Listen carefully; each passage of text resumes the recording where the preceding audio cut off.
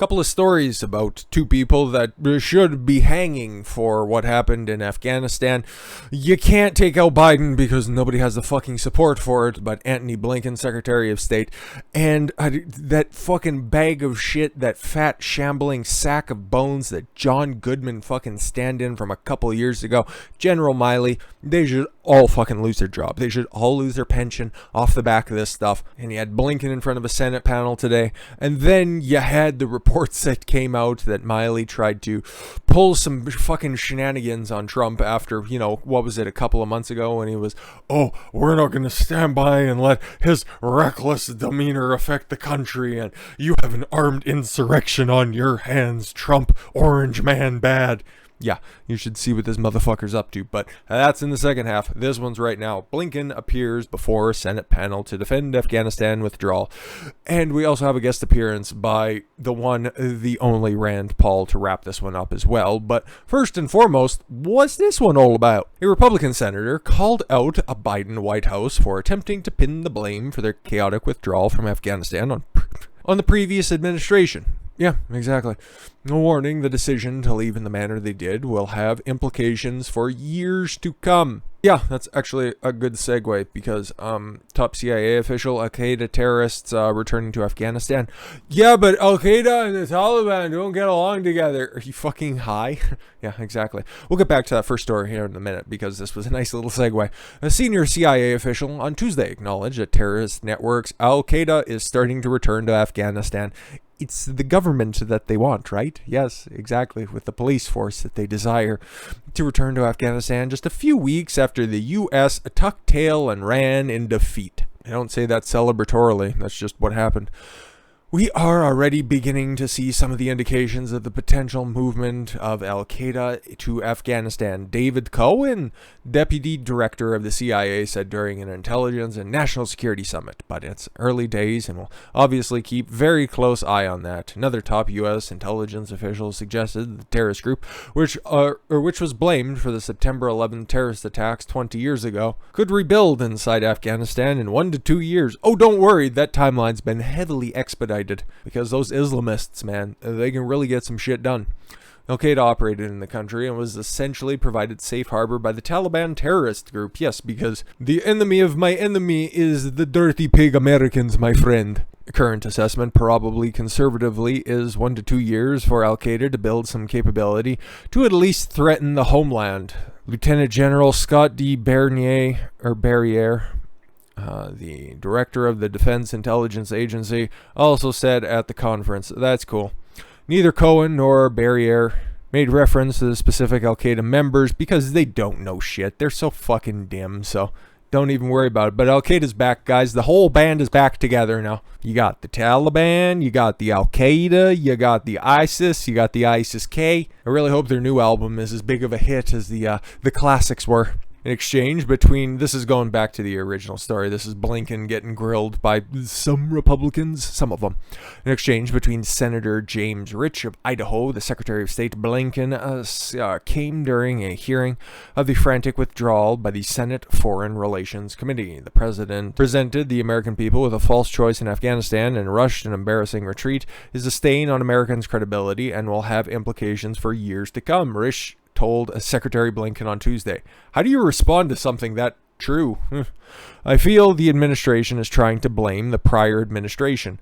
Every fucking speech that Biden gives on the subject, orange man left us in this situation. I was powerless to change it until I changed it. Okay, cool, bet. And contrary to some that have that, that the prior administration started, this is responsible. That is simply not true, he said, referring to Democrats on the House Foreign Affairs Committee who blamed the Trump administration for negotiating a peace plan with the Taliban in February 2020 and forcing Biden's hand.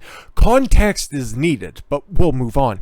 Risch of Idaho said Trump's administration's agreement with the Taliban contained specific conditions about the military pullout and was predicated on the extremist group reducing violence, meeting counterterrorism commitments, and taking part in talks with the Afghan government. There's some of that fucking context. He said the previous administration put the Taliban on notice that failure to meet those commitments would be met with grave, grave circumstances for them. That's the rest of it. So what do you think Biden did? You guys, what kind of ice cream do you want for this negotiation? I'm getting tired. Can we wrap up soon? But he said, although the jihadist group didn't meet those conditions, the Biden administration followed through with the withdrawal and turned the country over to the Taliban. Where's the lie? It is a strategic, unforced error, and he said that this against the advice of the commanders on the ground. But no, not against the advice of the generals in the White House, because obviously they're centralized control and they're central planning, comrades. We know better than people on the ground. What do they know? We have higher ranks than them. The senator also how much fucking time did this dude have, or how much did he fit into his 5 minutes? The senator also blasted the administration, declaring the evacuation of U.S. citizens and Afghan allies a success. Yep, it was so successful that a private group of former armed forces had to go back in and then came back with the people that they could rescue that trip and then go back in. It was so successful, though. Overwhelmingly successful. Or what was it? Extraordinary success of the withdrawal from the Middle East. It's just such a baffling statement for anybody not named Joe Biden to make, because you really just can't rely on him to have a coherent statement for obvious reasons. Blinken is facing lawmakers for the second time in as many days in his testimony before the Senate Foreign Relations Committee regarding the administration's bungled withdrawal from Afghanistan that stranded hundreds of U.S. citizens and Afghan allies in the country now controlled by the Taliban. In testimony to the House Foreign Affairs Committee on Monday, a hearing which he would participate virtually from the State Department. Oh, okay, so yeah, if anything got too bad, he could just mute it, but that's not the case today. Blinken attempted to defend the disastrous pullout or provide sufficient answers to why the Afghan forces collapsed so quickly, whether the State Department ignored the warnings about those forces, and whether Americans still in Afghanistan are being mistreated by the jihadist group now in control. Oh, they knew. Biden and Guyani were talking. We know that, but the media doesn't know that, or they do, and they're just not reporting on it because obviously. During the hearing, Blinken and many of the Democrats on the panel insisted that former President Donald Trump's February 2020 peace deal with the Taliban tied the administration's hands on the drawdown. If you would have just followed it, it would have worked. Maybe it wouldn't have, but it wouldn't have been as bad as this situation. Just saying, just fucking saying. Blinken, in his opening statement, said President Biden was left with two choices: ending the war or escalating it. But there's shades of both of those: ending the war while following a plan, or just fucking winging it, or escalating it, which is what you're trying to do, and that's what you're trying to accomplish by doing this stuff, and then also sending over millions of dollars in federal aid, because this is coming straight from the White House. Today, the United States announced nearly $64 million in additional humanitarian assistance for the people of Afghanistan. What does that mean? We're giving $64 million to the Taliban. This funding from the U.S. Agency for International Development, USAID, cool, and the U.S. Department of State, interesting, will flow through independent organizations such as UN agencies. He said independent, and then he said UN. Oh, okay. And NGOs. Okay. And provide life-saving support directly to Afghans facing the compounding effects of insecurity, conflict, recurring natural disasters. Like what? Okay. And the COVID-19 pandemic. Oh, okay. But the Taliban is supposed to be taking good care of the people that are there. This is a new, more inclusive regime. It's not the same one that was there in 2001. It's not like all of the actors are back and the whole band's back together. Why do you need an additional $64 million? I don't want to sell you short. Contribution underscores the United States commitment to the Afghan people. Bye-bye. See you later. They're that committed. But yeah, no, Biden's trying to continue this never-ending war because, hey, guess what? War is profitable. So yeah, it wasn't just a dichotomous choice between ending and escalating a war. There were options, and refunding the Taliban. I don't know what. Here's some back payment in case we broke any of those toys we left you on the way out. Don't worry, that one's on us. Republican lawmakers, on the other hand, focus their question on Blinken on the failures that led to the Taliban so rapidly overrunning the country. That's a fair point. A situation that led to chaos at Hamid Karzai International Airport outside Kabul, as thousands of Afghans desperate to escape the extremist group's rule tied to catch a flight. No, that's just the small minority of people, and they just really love the new caliphate that's in place. Trust me, I totally believe you. Representative Michael McCall, the top Republican on the House panel, called the evacuation efforts an unmitigated disaster. I think what you were trying to say was an extraordinary success, but tomato, tomato. But the president refused to listen to his own generals and the intelligence community. You warned him precisely what would happen when we withdrew, McCall told Blinken in his opening remarks. This is an unmitigated disaster of epic proportions. I never thought in my lifetime that I would see an unconditional surrender to the Taliban. Ooh. Again, this is just like one of those fucking big tech Senate hearings. There's a lot of spicy rhetoric going back and forth, but until, pen hits paper and a resignation comes, this is just all a show. Okay, Blinken's just got to sit there for a couple of days and just twiddle his thumbs and take it and not say anything really of substance. And eventually the blowhards on the panel will just kind of fucking taper off. This is how this shit always fucking goes. That's why, I don't know, being a fan of either one of these parties just seems kind of stupid, because they're both equally ineffectual in what they're trying to accomplish, okay? Republicans are just trying to keep a job. Democrats are trying to change the world for the worse, okay? You can be critical of both sides, that's fine, but I don't know, just getting a fucking elephant tattoo on your right ass cheek and a fucking donkey on your ankle, I don't fucking really get that at all. But hey, then again, I don't adhere to any ideologies.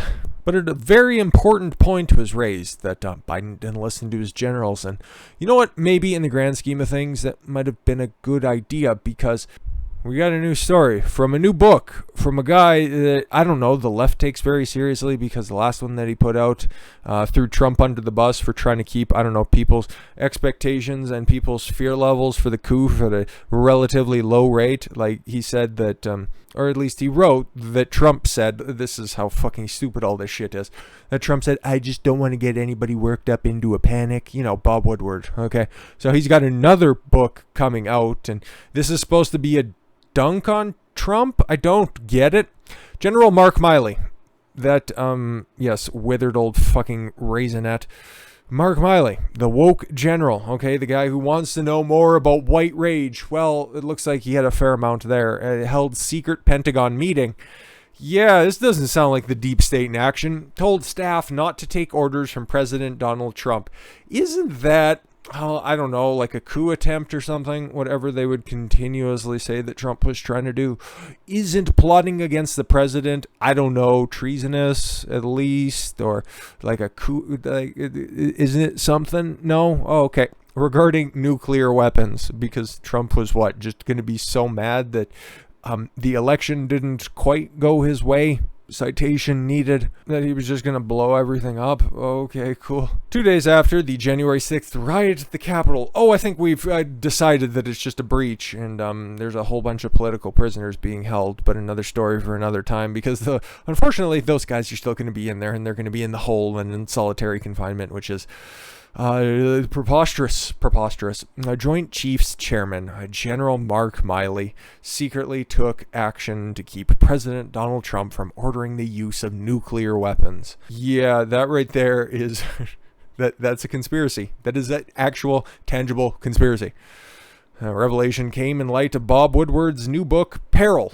Okay, you never know what a president's trigger point is, Milley reportedly told his staff. Was he taking a piss at the time? Again, this also speaks to the fact that Trump, not exactly the best judge of people during his administration. Listen, I still think that he's the best candidate for 2024. And it looks more likely than not that he's going to be running, and I'll be very happy when he does. It's just he needs to start putting better people around him in order for me to really hop back on the Trump train. Anything's better than what we have right now, but if it's just going to be staffed again with these fucking snakes in their olive jackets, I don't know, brother. According to CNN, which I'm sure if we go to their coverage, which I'll spare everybody the brain cells, this was probably painted as a heroic action taken by General Milley, but who reviewed the book. Milley called a secret meeting in his Pentagon office on January 8th to review the process for military action, including launching nuclear weapons. TDS is terminal, my guys. Milley instructed them not to take orders from anyone unless he was involved. Why does he think that he's that powerful? Okay, because ultimately, at the end of the day, well, even still, at that point, Trump, thanks to the powers bestowed upon him by the Congress that allowed George W. Bush to unilaterally call for the war in Afghanistan and Iraq, would ultimately have the say whether or not a war gets launched. And the nuclear option, nobody was outside of the enemies domestically. There was no foreign enemies right there just banging on the door at an expedited rate. So this seems like much ado about nothing, because this dude, I don't know, he just constantly dreams about Trump and wakes up in a cold sweat all the time. No matter what you are told, you do the procedure. You do the process, and I'm part of that procedure, Milley said. Oh, okay. Got it? Yes, sir, replied his senior staff. There's questions as to who were actually in those meetings, but I seem to remember around the exact same time, and hell, even the exact same date.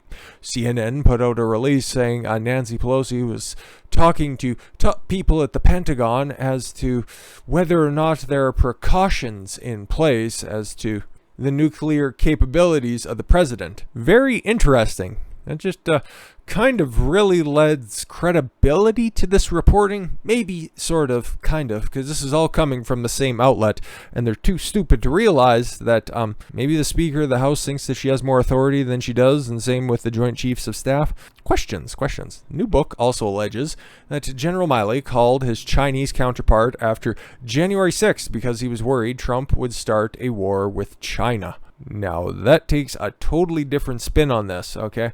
Links to a Washington Post story that is paywalled off, so I'll just save everybody the time because we have another topic we need to get to as well. But Milley called, over to China and said, we'll give you a heads up if there's going to be a nuclear war. And that's like, okay, that's normally standard practice. See if you could de-escalate things at the final hour. Just take a look at what happened with Bay of Pigs. But that seems to be what was going on. But it also looks like the usurpation of the Oval Office was in full effect. As much as we were speculating at the time, this serves as kind of a confirmation of sorts. But again, we got Rand Paul here asking the hard questions and not getting an answer. Rand Paul was right. Look at what Fauci's been doing. Anyways, so he was asking Blinken, okay? So just circling back to Blinken there for a minute. The guy the Biden administration droned, he was an aid worker or an ISIS-K operative. Because remember, when they struck back for that suicide bombing that killed 13 active service men and women and hundreds of other Afghans who were just waiting to try to get into the airport, okay? They went back and they got 2 high-ranking officials in ISIS-K. Who they were exactly, don't know. What their positions are, don't know. Could they have been an aid worker? Don't know. And this doesn't lend a whole bunch of confidence to this entire process. So Blinken comes back and says, I don't know because we're reviewing it. And Rand Paul, with the comeback of the year, you'd think you'd kind of known who before you off somebody with a Predator drone. Remember, guys, 2 high-ranking officials.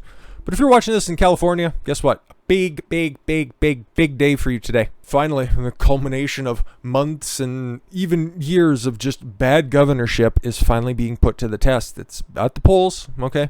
Don't know how many other tertiary questions, ballot provisions are going to be on there, but a recall's happening today, and we've been seeing some funny things happening right now, such as California Republican voters told you've already voted when they haven't, coming up to the polls saying, oh, you've already sent in your mail-in ballot. Can we allow you to vote today? Can we just throw that one out?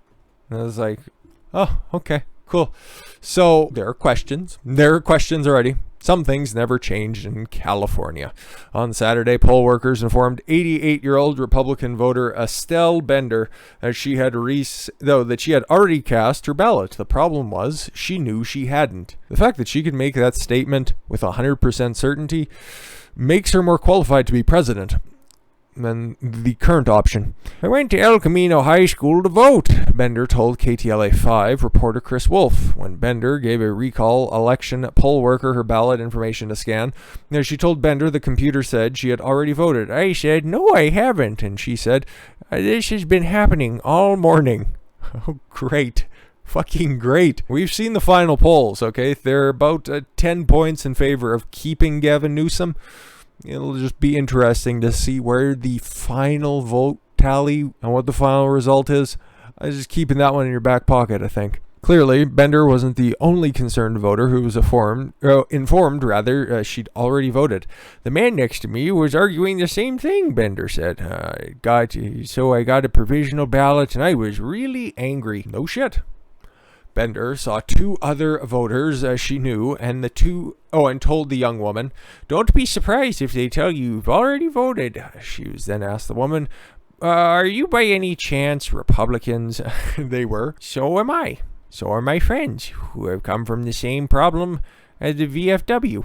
If I voted, how did I vote?" Oh, why is that old lady asking about voter identification? That's racist. It's not like California doesn't have a long example and a long list of different funny elections happening. No, that's definitely not the case. Not even on the disastrous 2020 primary. No, nothing like that. There's nothing that could possibly be going wrong. But we'll give you the overview because it's going to be a free and fair and probably, you know what? I can already see the headlines. It'll go something like most secure governor recall vote of all time. Like, I'm sure it'll be across all of the newspapers tomorrow, right? Nothing to see here, folks. Ended his campaign. Governor Newsom, by the way, hopefully also ended his career to keep his job as voters headed to the polls on Tuesday to determine whether he should be recalled, yay, and potentially replaced by another candidate, double yay. Newsom, a Democrat and a demon, recently received support from heavyweight members, right, of his own party, including President Joe Biden.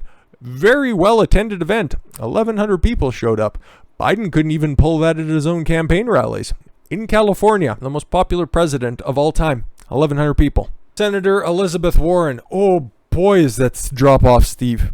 And Vice President Kamala Harris, who we never seen photos of the crowd for their rallies, so that just leaves one to think for a moment. On Monday night, Biden delivered a campaign speech for Newsom in California, attacking Republican challenger Larry Elder. That's racist. Biden attempted to characterize Elder as a Trump clone. No, he's far more vicious and quite a few measures more articulate. No shade against Trump and all, but Larry Elder's a verbal surgeon with his insults. The fucking guy is great. "I'm going to make this as simple as I can, mostly for my own benefit. You either keep Gavin Newsom as your governor or you'll get Donald Trump. It's not a joke." All right, landslide incoming. In Gavin, you have a governor who shares the state's values of communism and failure. Oh, in Gavin, you have a governor that makes sure Donald Trump's dark, holy fuck, does this guy have a bad case of Orange Man bad? Dark, destructive, divisive politics never finds a place in California. Yes, don't take a look at San Francisco. You wouldn't find anything destroyed there. Elder, who could become California's first black governor, called on Californians to vote yes in favor of the recall. Vote no for California's future, Gavin? Vote yes. Vote yes for schools that serve our kids. Vote yes for managing our forests. Vote yes for safe and clean streets. Vote yes for California's future, he wrote on Twitter. Very profound statement. Very easy to remember. Make sure you have your friends vote, and try and get 10 more friends to vote and hit every call.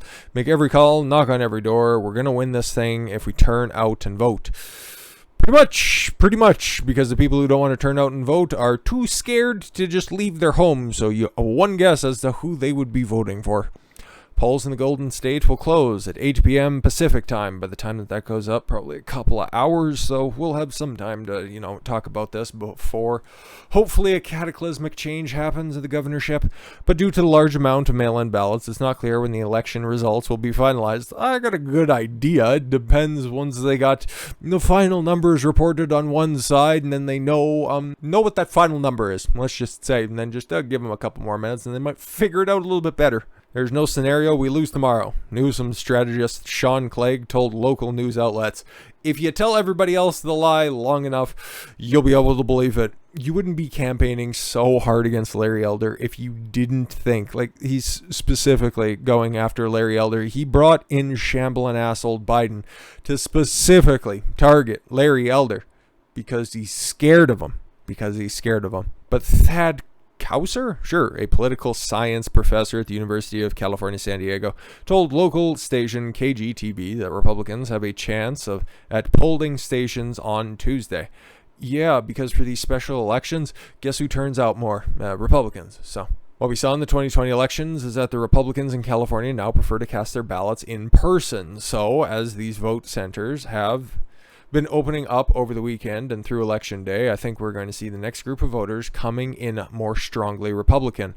One can hope. One can hope. The campaign to oust a Democratic governor began with a conservative Republican group and gained steam during the pandemic. Proponents of the recall, angered by Newsom's policies on immigration, crime, and homelessness, also became infuriated by his decision to close schools and require masks and mandate vaccinations, against COVID-19. No, but it is only about his handling of the coup and his hypocrisy because of that. No, it's because he's been a shitty governor for a long time. That was just the final straw that broke the camel's back. The animus against the governor's COVID-19 mandates reached a boiling point when Newsom last year was seen dining at an upscale restaurant. Please, they worked really hard on it, so we needed to attend with just some of my closest friends and family that didn't total anywhere north of like 50-some people. What was it, 56? Nowhere north of 60 people in attendance. I mean, they worked really hard on it, so you guys all just lock down and you don't go out into your yard and don't talk to your neighbors. But me, come on. We got the reservation. You know how hard it is to get a reservation at French Laundry? But really, if we're being fair, there's one choice, okay? It's Larry or California's fucked, okay? He needs this, okay, to get into the recall, okay, to be the governor for a year in order to do something. Because when a general election rolls around, because the gubernatorial, the actual election takes place in 2022. So regardless, Newsom or Elder is going to be up for re-election in 2022. And if you think that a Republican has a better chance in the midterm election, you, my friend, are high. So I don't know. Stick to the true blue Republican roots. Vote for the black guy. Don't be a racist like those dastardly Democrats and keep that used car salesman in there any longer. I thank you all very much for the gift of your time. I've been Don Consuelo. I want you to follow your gut and get after it. Take care, everyone.